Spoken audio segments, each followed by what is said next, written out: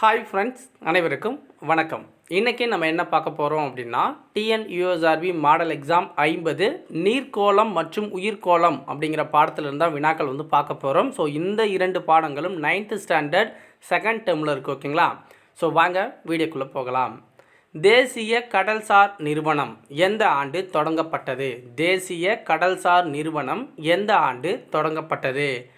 National Institute of Oceanography NIO அப்படின்னு சொல்லுவாங்க. இது எந்த ஆண்டு தொடங்கினாங்க அப்படின்னா ஆன்சர் 1996ஆம் ஆண்டு. ஓகேங்களா? ஜனவரி மாதம் 1ஆம் தேதி 1996 தொடங்கினாங்க. தேசிய கடல்சார் நிறுவனத்தின் தலைமையகம் எங்கு அமைந்துள்ளது? தேசிய கடல்சார் நிறுவனத்தின் தலைமையகம் எங்கு அமைந்துள்ளது? ஆன்சர் கோவா. ஓகேங்களா? மேக்ஸிமம் எல்லாத்தோட ஹெட் ஆஃபீஸ் டெல்லியில் தான் இருக்கும். ஸோ அதை வச்சு சூஸ் பண்ணாதீங்க. கோவாவில் இருக்குது இதனுடைய தலைமையகம். கங்கை வாழ் ஓங்கில் இந்தியாவின் தேசிய கடல்வாழ் உயிரினமாக எந்த ஆண்டு அறிவிக்கப்பட்டது? கங்கை வாழ் ஓங்கில் டால்ஃபின். ஓகேங்களா? இந்தியாவின் தேசிய கடல்வாழ் உயிரினமாக எந்த ஆண்டு அறிவிக்கப்பட்டது? ஆன்சர் 2010ஆம் ஆண்டு. 1000 ஏரிகளின் நிலம் என்று அழைக்கப்படுவது எது? 1000 ஏரிகளின் நிலம் என்று அழைக்கப்படுவது எது? கீழ்கண்டவற்றுள் அப்படின்னு பார்த்தீங்கன்னா ஃபின்லாந்து நாடு தான் 1000 ஏரிகளின் நிலம் அப்படின்னு அழைக்கப்படுது. கோலத்தின் கதாநாயகன் என்ற பட்டத்தை பெற்றுள்ளவர் யார்? கோலத்தின் கதாநாயகன் என அழைக்கப்படுபவர் யார் அப்படின்னு பார்த்தீங்கன்னா சில்வியா ஏல். ஓகேங்களா? இவங்க அமெரிக்காவை சேர்ந்தவங்க. சில்வியா ஏல் அப்படிங்கிறவங்க. மும்பை ஹை பகுதி எங்கு அமைந்துள்ளது? ஸோ மும்பை ஹை பகுதி அப்படிங்கிறது எங்கு அமைஞ்சுள்ளது? ஸோ மும்பை எந்த பக்கம் இருக்கும் அப்படின்னா உங்களுக்கு தெரியும். ஓகேங்களா? ஸோ கிழக்கு பக்கமாக இருக்கும். ஸோ அங்கே இருக்கிறது என்ன இருக்குது அப்படின்னா அரபிக்கடல் இருக்குது. ஓகேங்களா? சாரி, மும்பை மகாராஷ்டிரா பக்கம் இருக்கா? ஸோ அதனால் அரபிக்கடலில் தான் இருக்கும். ஓகேங்களா? முதல் நிலை நுகர்வோருக்கு எடுத்துக்காட்டு என்ன?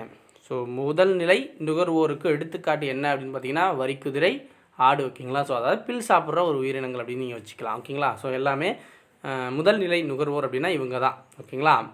ஸோ அடுத்தது பார்த்தீங்க அப்படின்னா 2ஆம் நிலை நுகர்வோர் அப்படின்னா சிங்கம், பாம்புலாம் வரும். ஓகேங்களா? ஸோ இவங்கெல்லாம் என்னென்னா இந்த வரிக்குதிரை, ஆடெல்லாம் அடித்து சாப்பிட்றவங்க. ஓகேங்களா? ஸோ பாம்பு என்ன பண்ணும்? தவளை சாப்பிடும். ஓகேங்களா? அது மாதிரியான ஒன்றுலேருந்து இன்னொன்று சாப்பிட்ற உயிரினங்கள். அது ஒன்று சாப்பிட்டு உயிர் வாழுது, அதை சாப்பிட்டு இதுங்கெல்லாம் உயிர் வாழுது. 3ஆம் நிலை நுகர்வோர் அப்படின்னா ஆந்தை, முதலையெல்லாம் சொல்லலாம். ஓகேங்களா? இவங்களையும் அடித்து சாப்பிடுவாங்க. அடுத்தது சிதைப்போர். ஸோ இவங்கெல்லாம் இப்போ இறந்து கிடக்கிறாங்கன்னு வச்சுக்கோங்களேன். இவங்களெல்லாம் யாது சிதைச்சி மக்க வச்சு உரமாக்குறது அப்படின்னு பார்த்தீங்கன்னா பூஞ்சையும் காளான் தான். ஓகேங்களா? ஸோ பூஞ்சையும் காளான் தான் இவங்களை சிதைக்கிறாங்க. ஸோ அது சிதைப்போர்கள் அப்படின்னா பூஞ்சை, காளான். உலகின் மிக நீளமான பவளப்பாறை திட்டு அப்படின்னா தி கிரேட் பேரியர் ரீப் அப்படிங்கிறது தான். ஓகேங்களா? உலகின் மிக நீளமான பவளப்பாறை திட்டு அப்படின்னா தி கிரேட் பேரியர் ரீப் அப்படிங்கிறது தான் ஆஸ்திரேலியாவில் அமைஞ்சிருக்கு. வட அட்லாண்டிக் பெருங்கடலின் மேற்கு பகுதி சாத்தான் முக்கோணம், பெருங்கோடா முக்கோணம் அப்படின்னு அழைக்கப்படுது. ஓகேங்களா? வட அட்லாண்டிக் பெருங்கடலோட மேற்கு பகுதி சாத்தான் முக்கோணம், பெருமுடா முக்கோணம் அப்படின்னு அழைக்கப்படுது. உலகின் மிக ஆழமான கடலடி உறிஞ்சித்துளை அப்படிங்கிறது டிராகன் துளை அப்படின்னு அழைக்கப்படுது. ஓகேங்களா? உலகின் மிக ஆழமான கடலடி உறிஞ்சித்துளை அப்படிங்கிறது டிராகன் துளை அப்படின்னு அழைக்கப்படுது. சூழ்நிலை மண்டலத்தை பற்றி படிக்கும் அறிவியல் பிரிவு அப்படின்னா சூழலியல் அப்படின்னு சொல்லுவாங்க. சூழ்நிலை மண்டலத்தை பற்றி படிக்கும் அறிவியல் பிரிவு சூழலியல் அப்படின்னு சொல்லுவாங்க. மித வெப்பமண்டல புல்வெளி அப்படின்னு ஒன்று இருக்கும். ஓகேங்களா? மித வெப்பமண்டல புல்வெளி அப்படின்னு இருக்குது. ஸோ அது ஒவ்வொரு நாட்டிலையும் ஒவ்வொரு பேரோட அழைக்கிறாங்க. ஸோ அது என்னென்ன அப்படிங்கிறத நம்ம பார்க்கலாம். ஓகேங்களா? பிரெய்ரி அப்படின்னு பார்த்தீங்கன்னா வட அமெரிக்காவில் இருக்கிற இந்த மித வெப்பமண்டல புல்வெளிக்கு இந்த பேர் சொல்லுவாங்க. ஓகேங்களா? ஸ்டெப்பி அப்படின்னா யுரேஷியாவில் இருக்கிற மித வெப்பமண்டல புல்வெளிக்கு பேர் ஸ்டெப்பி அப்படிங்கிறது. பாம்பாஸ் அப்படின்னு அழைக்கப்படுறது அர்ஜென்டினா மற்றும் உருகுவேயில் இருக்கிற மித வெப்பமண்டல புல்வெளி. ஓகேங்களா? தென்னாப்பிரிக்காவில் இருக்கிற மித வெப்பமண்டல புல்வெளி வெல்ட் அப்படின்னு அழைக்கப்படுது. ஓகேங்களா?